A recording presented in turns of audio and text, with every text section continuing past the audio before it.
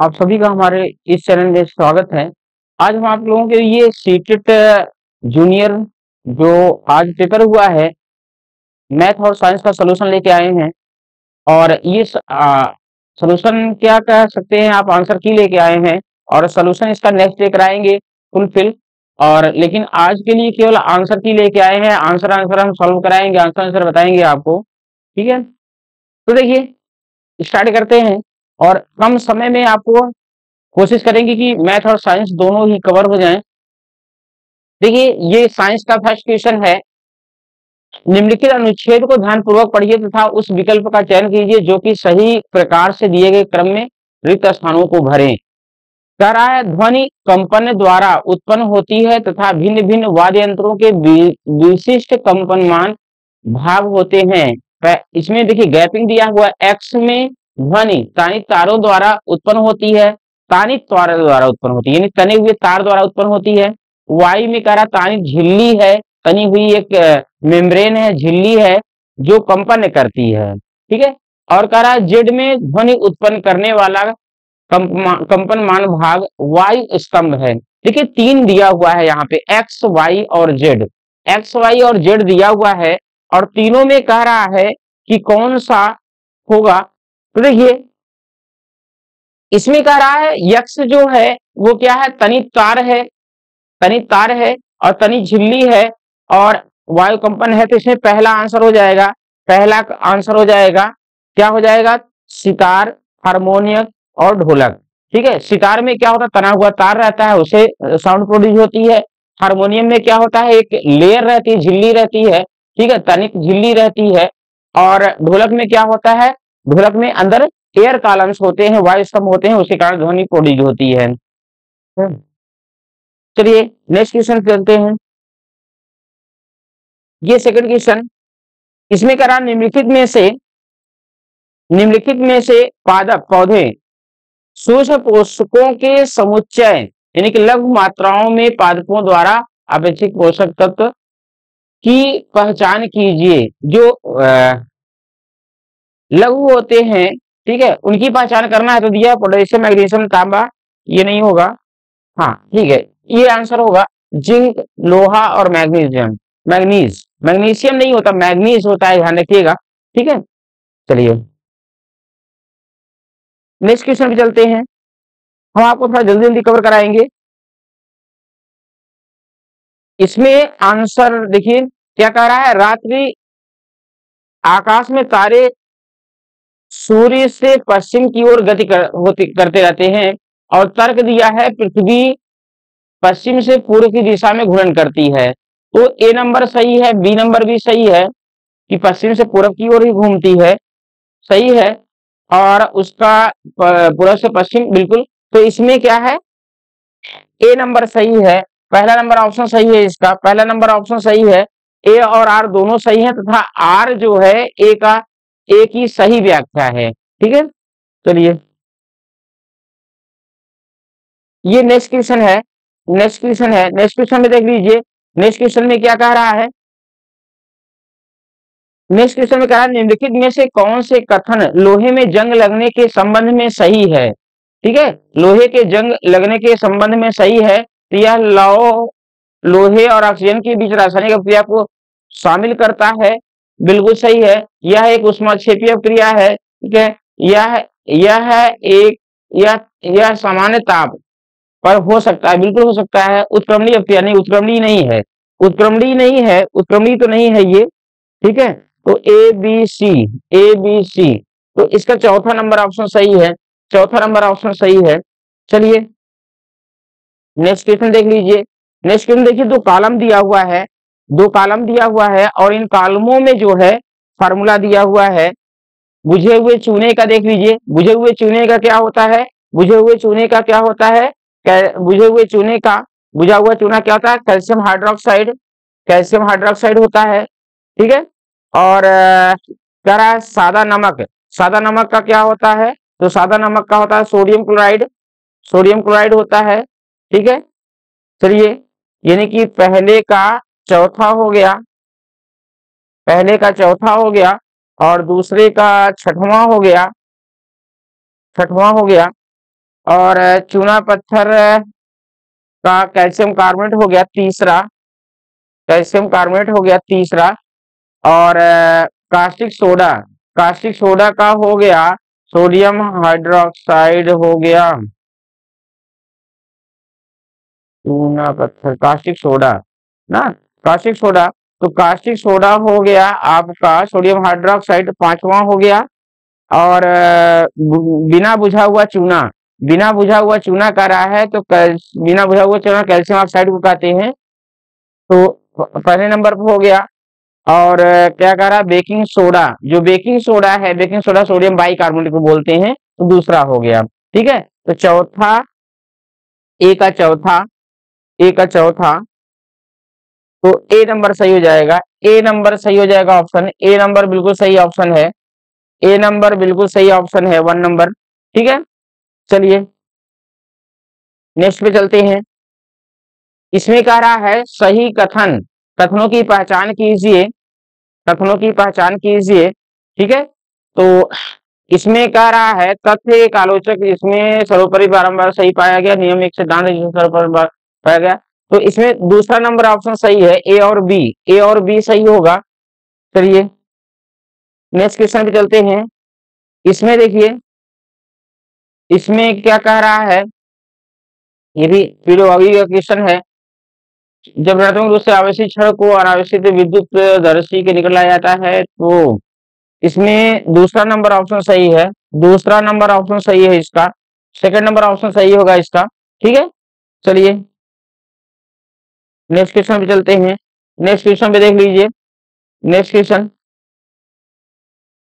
Next question में देख लीजिए, निम्नलिखित में कौन सी गैसें अम्लीय वर्षा के लिए उत्तरदायी होती है। आप जानते हैं अम्लीय वर्षा के लिए क्या होते हैं, सल्फर और नाइट्रोजन के ऑक्साइड होते हैं, सल्फर और नाइट्रोजन के ऑक्साइड। तो सल्फर और नाइट्रोजन के ऑक्साइड देख लीजिए, सी मतलब डी और ई में है, डी और ई में है, तो ये 4 नंबर सही हो जाएगा। ठीक है, 4 नंबर सही हो जाएगा। और नेक्स्ट क्वेश्चन देख लीजिए, निम्नलिखित में से सही कथनों की पहचान कीजिए, निम्नलिखित में सही कथनों की पहचान कीजिए। तो सही कथन इसमें छांटना है आपको, कौन सही कथन है। ठीक है, तो कह रहा है सामान्य अधातु जल के साथ क्रिया नहीं करते हैं, बिल्कुल सही है, सामान्य अधातु अम्लों के साथ क्रिया नहीं करते हैं। तो जो देखिए जो अम्ल होते हैं ना, जो देखिए जो तनु अम्ल होते हैं वो क्रिया नहीं करते, तो आप कह सकते हैं कि बिल्कुल ये सही है, बिल्कुल सही है, दोनों चीजें सही हैं। तो ए और बी दोनों सही है, ए और बी दोनों सही है, यहाँ पर ए और बी जो है दोनों सही हैं, ए और बी दोनों सही हैं।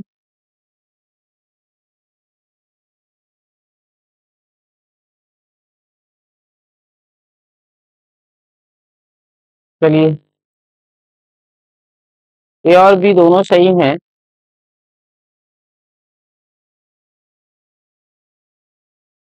तो इसमें ए और बी दोनों सही हैं। ठीक है, फिर नेक्स्ट क्वेश्चन की तरफ चलते हैं।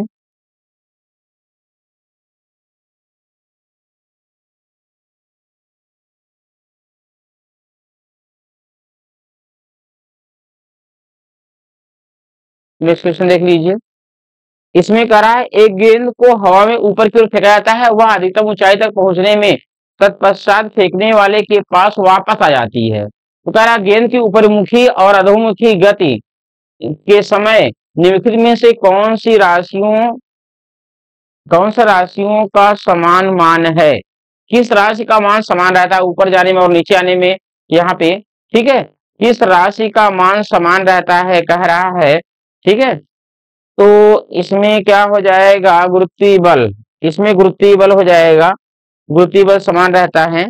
चलिए और क्या कह रहा है, एक पिंड देख लीजिए, कह रहा है एक पिंड का रैखिक संवेग p तथा द्रव्यमान m है, गतिज ऊर्जा है। आप जानते हैं किसी पिंड की गति ऊर्जा जो होती है k इज इक्वल टू क्या होती है, हाफ mv स्क्वायर होता है, k is equal to half, आप द्रव्यमान का ऊपर नीचे गुणा कर देंगे तो ये m square v square upon m हो जाएगा, तो k इक्वल टू क्या हो जाएगा 1/2। और यहाँ देखिए m स्क्वायर, mv क्या होता है संवेग, तो ये संवेग का स्क्वायर हो जाएगा, संवेग का स्क्वायर नीचे द्रव्यमान हो जाएगा तो K इज इक्वल टू क्या हो जाएगा, पी स्क्वायर अपॉन 2m। गति ऊर्जा का ये सूत्र हो जाएगा। तो कौन सा सही है, तीसरा नंबर सही है, तीसरा नंबर बिल्कुल सही ऑप्शन है इसका, तीसरा नंबर सही ऑप्शन है। चलिए नेक्स्ट क्वेश्चन देख लीजिए। नेक्स्ट क्वेश्चन में उच्च प्राथमिक स्तर पर रासायनिक क्रिया की अवधारणा को विद्यार्थियों द्वारा परिचित करने के लिए निम्नलिखित में से कौन सी अति उपयुक्त है। तो इसका आंसर चौथा होगा, इसका आंसर चौथा होगा। हम आंसर करा दे रहे हैं, ठीक है। आप विस्तृत जो सोल्यूशन होगा हम कल की क्लास में ले आएंगे आपके लिए, मैथ और साइंस दोनों का विस्तृत सोल्यूशन कल के लिए आएंगे, आज केवल आंसर आपको बता दे रहे हैं, ठीक है। तो इसमें देखिए क्या कह रहा है कि निम्नलिखित में से उन जंतुओं का समुच्चय यानी कि उनका पेयर बताना है, मतलब ग्रुप बताना है जो सभी वाह्य निषेचन को दर्शाते हैं, सभी वाह्य निषेचन को दर्शाते हैं।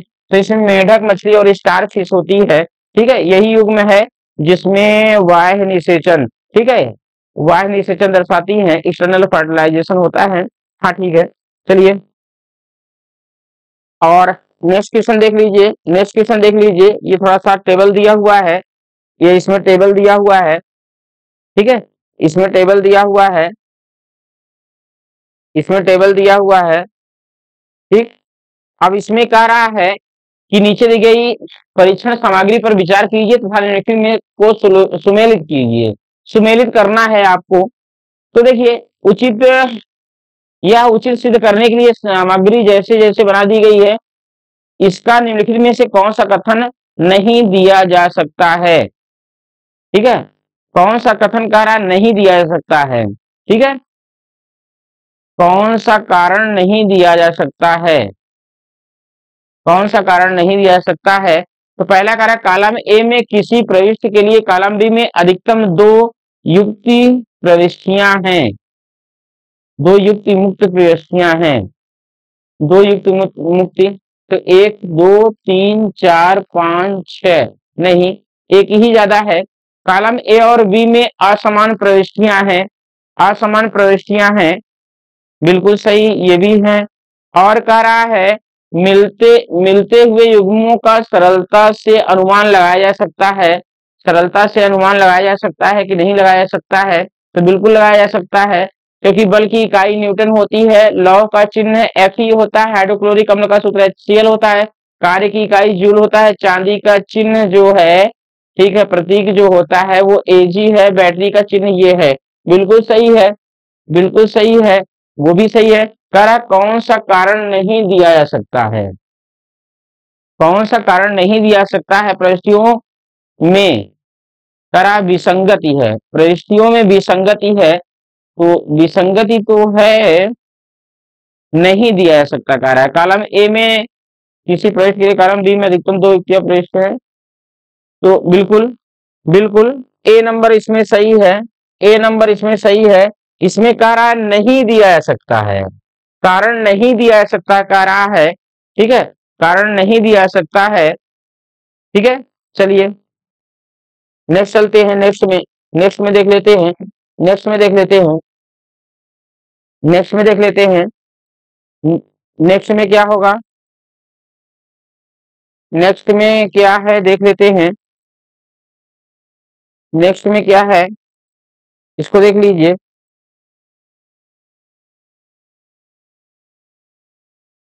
नेक्स्ट क्वेश्चन में क्या है, इसमें कह रहा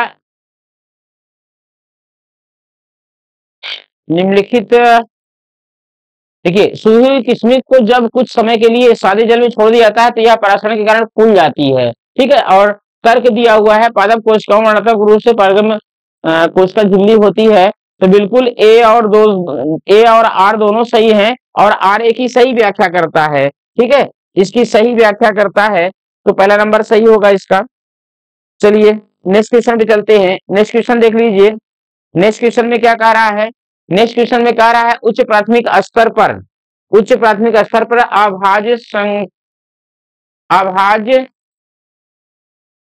संख्या विषय को प्रश्न करते समय निम्नलिखित में से कौन सी सबसे उपयुक्त रणनीति होगी, ठीक है। तो इसमें आंसर चौथा होगा, इसमें आंसर चौथा होगा, ठीक है, चौथा आंसर होगा।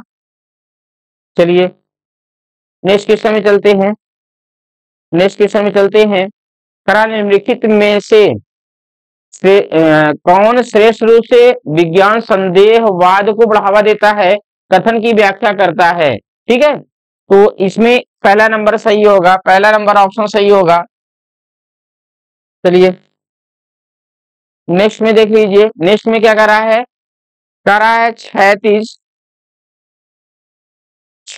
मेज पर पड़े हुए एक डिब्बे यानी कि बॉक्स का द्रव्यमान 500 ग्राम है, उस पर लगने वाले बल या बलों के संबंध में निम्नलिखित में से कौन सा कथन सही है। करा कौन सा कथन सही है, उस पर कोई बल कार्य नहीं करता है। ठीक है, नहीं ये तो गलत है, बल तो कार्य करता है। अधोमुखी दिशा में उस पर 5 न्यूटन का असंतुलित बल कार्य करता है।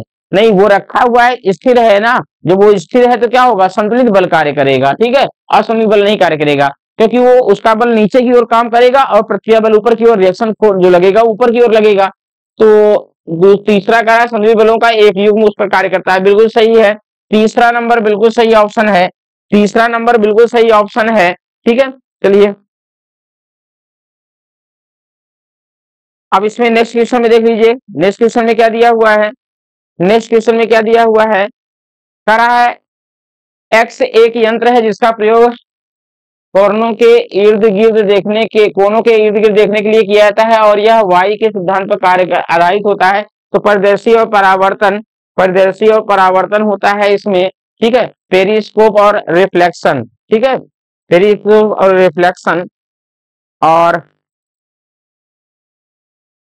इसमें देख लीजिए वाई, यक्स और वाई गाढ़े काले द्रव हैं जिनका प्रयोग सड़कों को पक्का करने के लिए किया जाता है। यक्स जो होता है पेट्रोलियम से व्युत्पन्न है, यानी कि यक्स जो है पेट्रोलियम से बना हुआ है, और कह रहा है वाई कोयले से व्युत्पन्न है, कोयले से बना हुआ है। तो कह रहा है निम्नलिखित में से कौन सा क्रमशः एक्स और वाई हो सकता है। तो जो देखिए, जो पेट्रोलियम व्युत्पन्न होता है वो बिटुमिन होता है, और जो कोयले से बना होता है वो क्या होता है, कोल तार होता है, वो कोल तार होता है। तो ए नंबर ऑप्शन बिल्कुल सही है, पहला नंबर। चलिए नेक्स्ट क्वेश्चन में चलते हैं, नेक्स्ट क्वेश्चन देख लीजिए। इसमें कह रहा है निम्नलिखित में से कौन सा शिक्षक द्वारा कक्षा में प्रदर्शन को कार्यान्वित करने के संबंध में वांछनीय नहीं है। कक्षा में कार्यान्वित करने से पूर्व प्रदर्शन का अभ्यास कराना, समय पूर्व ही उन अनुबंधों संबंधों पर बल देना जिनका निर्माण करना विद्यार्थियों के लिए आवश्यक है। तो दूसरा नंबर ऑप्शन इसमें सही है, इसमें दूसरा नंबर ऑप्शन सही है। ठीक है, चलिए अब नेक्स्ट क्वेश्चन पे देखिए, नेक्स्ट क्वेश्चन में क्या दिया है, निम्नलिखित में कौन सा से कथन सही है, कौन सा कथन सही है। खाद की अपेक्षा उर्वरक पोषक तत्वों के संबंध में अधिक समृद्ध होते हैं, बिल्कुल सही। खाद की अपेक्षा उर्वरक से ज्यादा पोषक तत्व रखते ही है।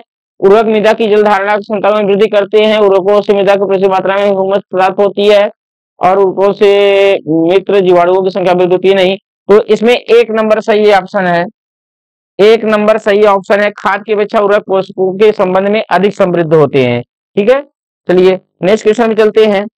देखिए इसमें रिप्रोडक्शन से संबंधित क्वेश्चन है, ये रिप्रोडक्शन से संबंधित है। उस समुच्चय को ढूंढिए जो कॉलम ए के पादपों में प्रदर्शित अलैंगिक जनन की विधि से सही प्रकार से सुमेलित है। ठीक है, सही प्रकार से सुमेलित है, तो एक नंबर इसमें सही होगा, क्योंकि आप जानते हैं गुलाब जो होता है कायिक प्रवर्धन से होता है, ईस्ट जो होता है मुकुलन से होता है, पर्ण जो होता है विजाण रचना से, स्पाइरो वगैरह खंडन द्वारा होता है। ठीक है, खंडन द्वारा होता है। चलिए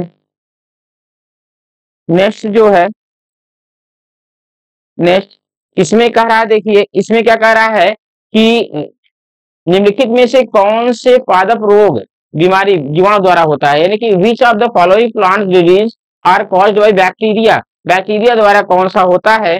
तो देखिए इसमें जो रस्ट ऑफ व्हीट है, रस्ट ऑफ व्हीट किससे होता है, फंगस से होता है। सिट्रस ऑफ कैंकर जो होता है बैक्टीरिया से होता है। एलोविन मोजैक ऑफ भिंडी ये तो वायरस से होता है।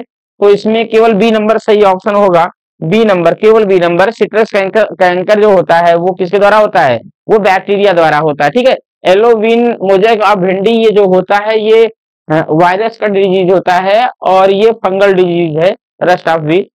चलिए इसमें देख लीजिए, इसमें देख लीजिए, इसमें क्या कह रहा है, इसमें क्या कह रहा है, अधिकतम और न्यूनतम प्रतिरोधों के बीच का अंतर, अंतर पूछ रहा है।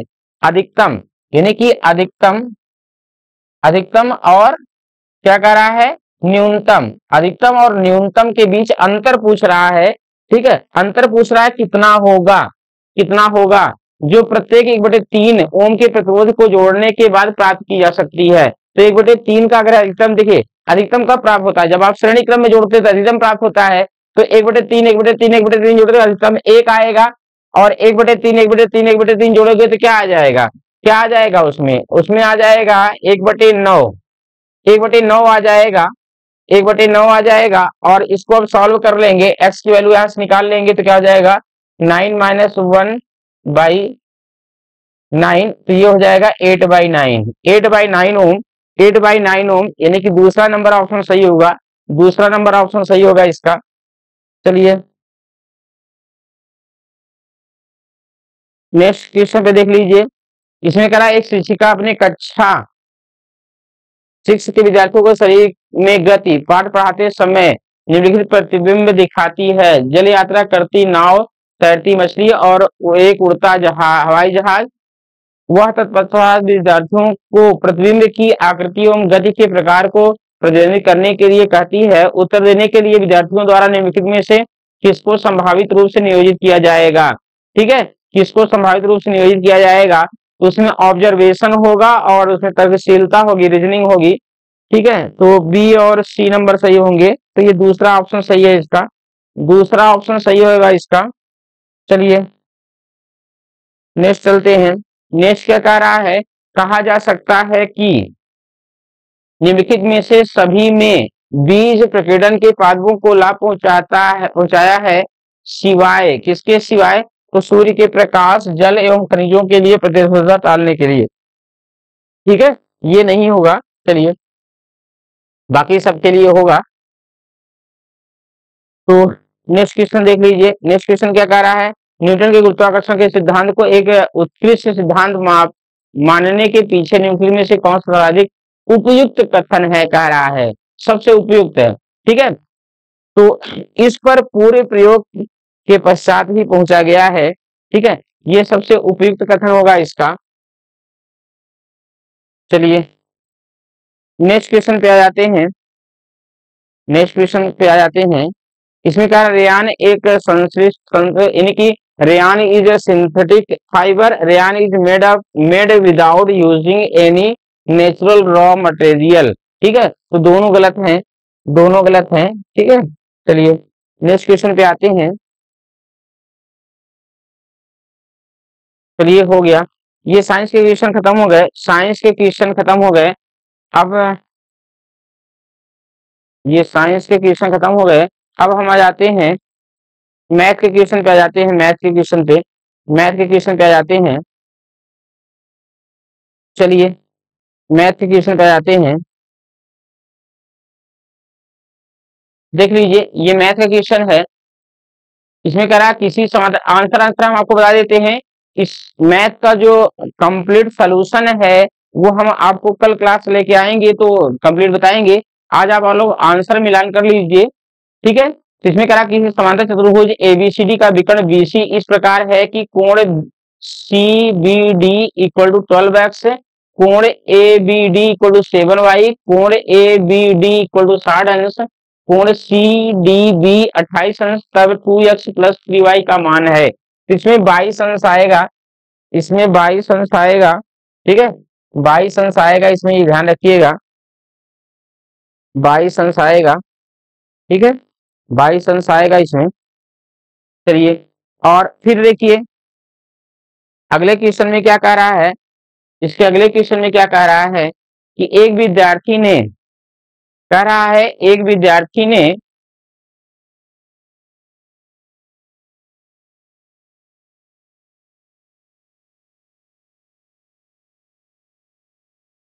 इसमें कह रहा है एक विद्यार्थी ने परिमेय संख्याओं को निम्नलिखित गुणधर्मों की सूची बनाई, इसमें से कौन में से सही है, ठीक है, कौन से सही है। तो एक परिमेय संख्या पूर्णांक सम्मिलित है, शून्य परिमेय संख्या नहीं है, सभी विभिन्न परिमेय संख्याएं होती हैं, ठीक है। तो शून्य परिमेय संख्या नहीं है, तो इसमें क्या होगा, पहला नंबर सही होगा, ए और सी, ए और सी सही होगा, ठीक है, ए और सी सही होगा। चलिए ए और सी सही होगा। नेक्स्ट क्वेश्चन पे चलते हैं, इसके इसके नेक्स्ट क्वेश्चन पे चलते हैं। देखिए नेक्स्ट क्वेश्चन जो है, इसमें क्या दिया हुआ है, इसमें दिया हुआ है P cube X plus P square X minus Y minus P X plus Y minus Z के गुणनखंडों में से एक गुणनखंड है, तो इसका गुणनखंड होगा ये पी स्क्वायर एक्स, क्या होगा, P square X minus P Y minus one. ठीक है, एक गुणनखंड इसका ये होगा। चलिए चलिए नेक्स्ट क्वेश्चन पे चलते हैं, नेक्स्ट क्वेश्चन पे चलते हैं। देख लीजिए इसमें क्या दिया हुआ है, इसमें क्या दिया हुआ है।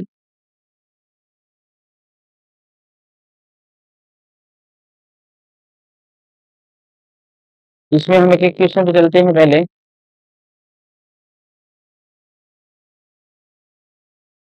देखिए यदि आंकड़ों 30, 8, 7, 3, 17, 15, 21, 24, 29, 23 का मध्यांक x है और इन आंकड़ों में 3 को 33 तथा 8 से अगर ये सॉल्व करेंगे तो ये टोटल आता है 3, इसका आंसर क्या होगा, 3। और नेक्स्ट क्वेश्चन देख लीजिए, 3 संख्याएं, केवल आज आंसर आप मिलान कर लीजिए, कल इसका विस्तृत जो सॉल्यूशन है वो कल की क्लास में हम लेके आएंगे, आज आप आंसर लिख लीजिए। तो इसमें देखिए 3 संख्याएं 2:3:4 के अनुपात में है और उनके घनों का योग 37,957 है। इन तीनों संख्याओं का योग है, तो ये हो जाएगा दूसरा ऑप्शन, ये दूसरा ऑप्शन सही है इसका। चलिए नेक्स्ट क्वेश्चन देख लीजिए, नेक्स्ट क्वेश्चन में क्या कह रहा है, नेक्स्ट क्वेश्चन में क्या कह रहा है, नेक्स्ट क्वेश्चन में कह रहा है किसी बहुफलकी के शीर्षों, ठीक है, तो इसमें आंसर आपका आएगा 9, इसमें आंसर आएगा 9। ठीक है, इसमें आंसर आएगा 9। और देख लीजिए और कौन सा क्वेश्चन है, ये देख लीजिए। और इसका जो आंसर होगा, इसका जो आंसर होगा, इसमें इसको सॉल्व करेंगे तो ये आएगा आपका, ये चौथा आंसर आएगा -48/265। ठीक है, -48/265 आएगा, ये ध्यान में रखिएगा। चलिए नेक्स्ट क्वेश्चन पे चलते हैं, जल्दी जल्दी हम कराते हैं, थोड़ा आंसर जल्दी हो जाए आपको उनका।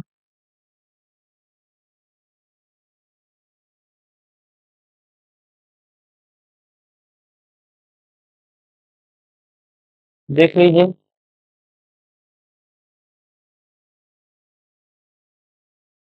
इसमें कह रहा है द्वारा अवधारणा को स्कीमा के रूप में नामांकित किया गया था, तो ये पियाजी द्वारा किया गया था। और कह रहा है यदि x equal to 1.011 plus 10.11 minus 12.11, तो इसका सोल्यूशन आएगा 1.9789। ठीक है, और इसमें आंसर तीसरा सही होगा, इसमें आंसर तीसरा सही होगा, इसमें आंसर तीसरा सही होगा। ठीक है, चलिए ये हो गया। अब नेक्स्ट क्वेश्चन पे चलते हैं, नेक्स्ट क्वेश्चन पे चलते हैं। नेक्स्ट क्वेश्चन में देख लीजिए, इसमें जो होगा, इस क्वेश्चन में कोई दुकानदार एक वस्तु को उसके अंकित मूल्य पर 28% की छूट देकर 324 पर बेचता है, वस्तु का क्रय मूल्य 300 रुपए है। यदि वह उस वस्तु को उसके उसी अंकित मूल्य पर 18% की छूट देकर बेचे तो उसका लाभ प्रतिशत होगा, तो ये आएगा 23%। ये कितना आएगा, 23% आएगा, ये ध्यान में रखिएगा। ठीक है, चलिए नेक्स्ट क्वेश्चन पे चलते हैं, नेक्स्ट क्वेश्चन पे चलते हैं। जल्दी जल्दी आप आंसर का मिलान कर लीजिए, आप लोग आंसर का मिलान कर लीजिए, डिस्क्रीट सॉल्यूशन कल की क्लास में। देखिए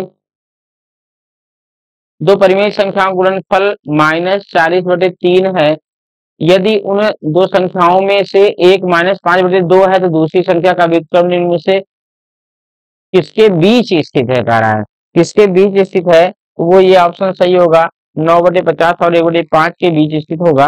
ठीक है, चलिए नेक्स्ट क्वेश्चन पे, नेक्स्ट क्वेश्चन देख लीजिए। इसमें जो है जो ल की अवधारणा है वो सही होगी, ल की अवधारणा है वो सही होगी, ठीक है। चलिए नेक्स्ट क्वेश्चन पे,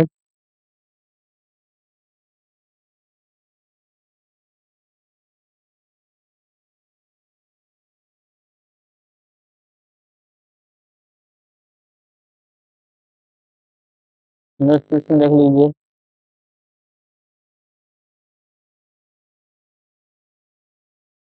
इसमें देखिए परसेंटेज पर पेडागोजी और मैथ दोनों मिक्स करके बनाया हुआ है।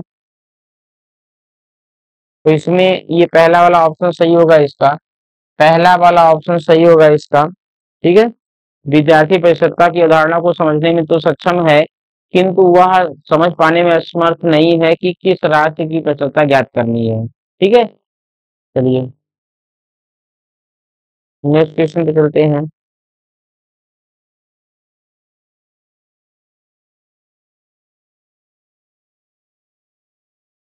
देखिए इसमें क्या कह रहा है, इसमें कह रहा है दो संपूरक कोणों का अंतर 20 अंश है, यदि इनमें से छोटा कोण पी है तो 3p - 50 अंश का मान होगा, तो ये 190 अंश होगा, 190 अंश होगा, ये ध्यान में रखिएगा।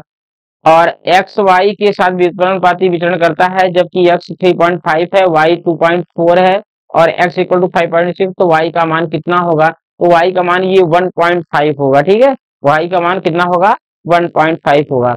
जल्दी जल्दी हम आंसर का मिलान करवा दे रहे हैं आपका। अब इसमें कह रहा है गणित की कक्षा में दृष्टिबाधित विद्यार्थियों के लिए यूनिवर्सिटी में से अधिकतम शिक्षण संस्थानों LTR में से कौन सा उपयुक्त है, तो कौन सा उपयुक्त है देख लीजिए। तो इसमें टेलर का गिनतारा है और कंप्यूटर होता है, तो ये तीसरा नंबर ऑप्शन सही है, बी और सी, बी और सी सही होता है इसका, ठीक है। चलिए नेक्स्ट क्वेश्चन पे चलते हैं।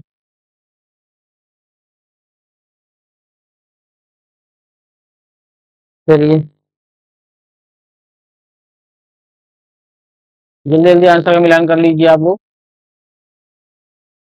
राष्ट्रीय शिक्षा नीति, ठीक है। तो इसमें जो है देखिए शिक्षण अधिगम प्रक्रिया आनंददायक हो जाएगी, एक ये हो जाएगा, और प्रसिद्ध खेलों के अलावा कई स्वदेशी खेल हैं जिनका उपयोग गणित पढ़ाने में किया जा सकता है, ठीक है। तो तीसरा ऑप्शन सही हो जाएगा, ए और डी सही है इसके, ए और डी सही है।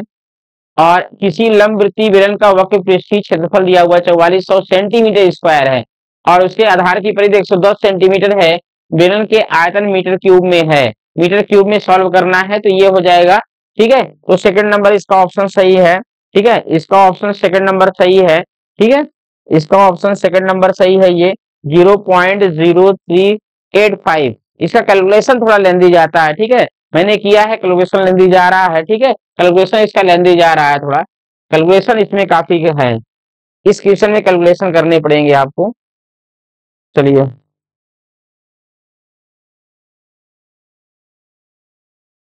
देखिए आंसर का मिलान जल्दी जल्दी कर लीजिए।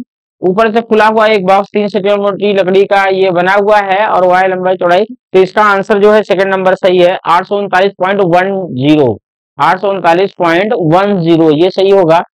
और देख लीजिए 51 नंबर, त्रिभुजों एबीसी और डी ई एफ में कोण बी 90 अंश, बी सी 8 सेंटीमीटर, कोण ए 40 अंश, डी ई 8 सेंटीमीटर, कोण एफ 40 अंश और कोण ई 90 अंश, तब निम्न में से कौन सा कथन सत्य है। तो इसमें सत्य ये आता है कि ये त्रिभुज क्या होते हैं, सर्वांगसम होते हैं, ठीक है। ए और एस साइड मतलब एंगल एंगल और साइड द्वारा, एंगल एंगल और साइड जो प्रमेय होता है, एंगल एंगल और साइड का जो थ्योरम होता है सर्वांग समता का, उसके आधार पे ये आएगा आपका, ठीक है, उसके आधार पे ये आएगा, चौथा ऑप्शन सही है इसका।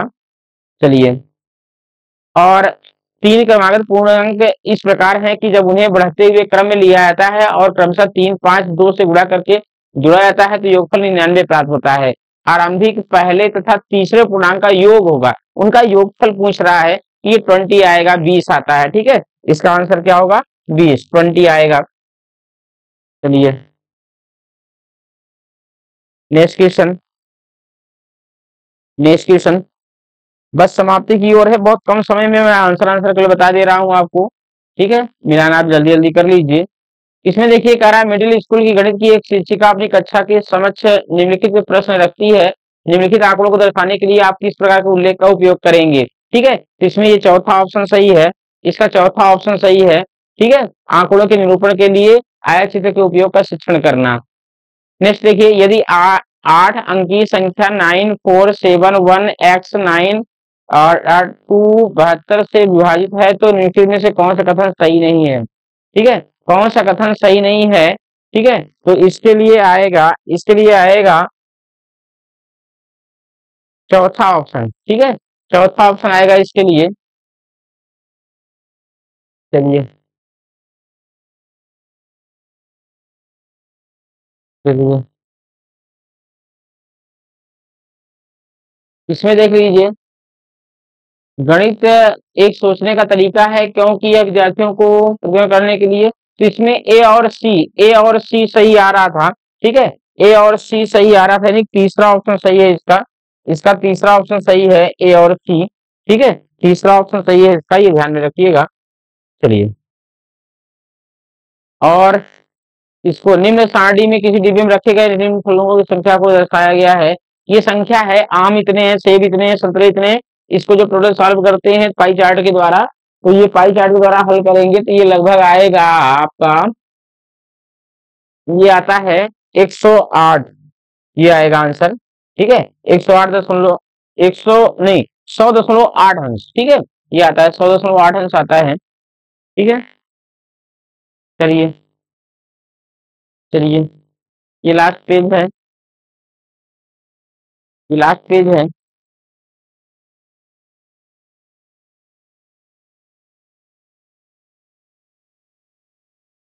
किसी समलंब चतुर्भुज की समांतर भुजाओं 11 सेंटीमीटर, तो इसका 60 अंश आता है, ये 60 आता है। परिमाप पूछ रहा ना, परिमाप मीटर में 60 मीटर आता है इसका परिमाप। इसका परिमाप कितना आता है, 60 मीटर आएगा, ये ध्यान में रखिएगा। और इसमें जो पूछता है ये एक आएगा, ये किसा आएगा, एक आएगा, ये ध्यान रखिए। गुणनखंडों का गुणांकों का योग कह रहा है, तो एक आएगा गुणांकों का योग, ठीक है। गुणांकों का योग एक आएगा, ये बिल्कुल ध्यान में रखिएगा। चलिए नेक्स्ट क्वेश्चन पे 59 नंबर, निम्नलिखित में से कौन सा गणित अधिगम के आकलन का आयाम नहीं है, ठीक है। कौन सा उसका आयाम नहीं है, तो इसमें संप्रेषण नहीं होता है, संप्रेषण नहीं होता है। और कह रहा है त्रिभुज पी क्यू आर में कोण पी 55 अंश और क्यू आर 18 सेंटीमीटर है। निम्न परिस्थितियों में किसमें कोण पी क्यू आर एक अधिक कोण विषमबाहु त्रिभुज हो सकता है। इसमें मैंने किया तो ये आया है दूसरा नंबर ऑप्शन आया है, इसका दूसरा नंबर ऑप्शन आया है। तो ये जल्दी जल्दी मैंने आंसर करा दिए आपके मैथ और साइंस के। जो जूनियर का पेपर था आज का सीटेट का, सीटेट 2024 जूनियर का जो पेपर था, ये मैथ साइंस का सोल्यूशन मैंने करा दिया है, यानी कि आंसर की मैंने आपको दे दिया है। और मैथ और साइंस का तो करा ही दिया है, आप जानते ही हैं।